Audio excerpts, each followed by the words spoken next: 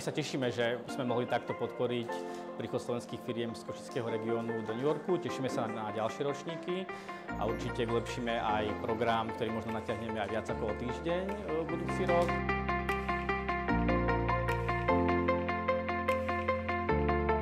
My message to startups in Slovakia is to look outside as much as possible, speak with as many potential customers, potential investors as possible, and approach international markets with a curious mindset where you want to validate your product, validate your fundraising strategy, and really be open to immersing yourself.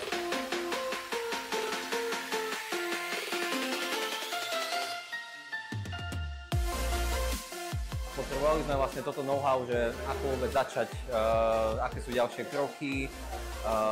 Tiež mali sme veľa workshopov, ako založiť tú firmu, ako zohnať salesachov, aká je kultúra tu v Amerike a ako vlastne sa vôbec rozprávať tu s ľuďmi, čo sa týka biznisu. Takže hodnotím výborne.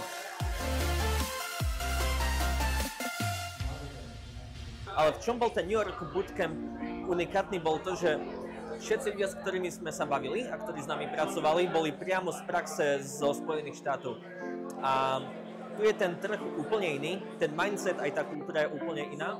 A čo nám teda pomohli urobiť je to, že preklenúť ten business know-how, ktorý máme z Európy, do toho amerického kontextu. A to bolo na ne zaplatenie.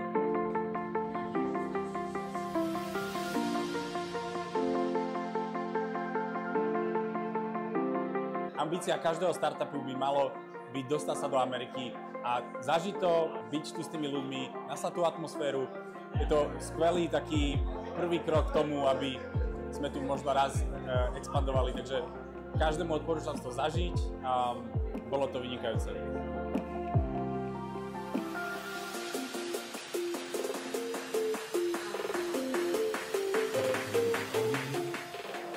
My first time seeing startups from Slovakia, so it was really wonderful. I know it's tough when you're presenting to a different market and then they've never presented in the US.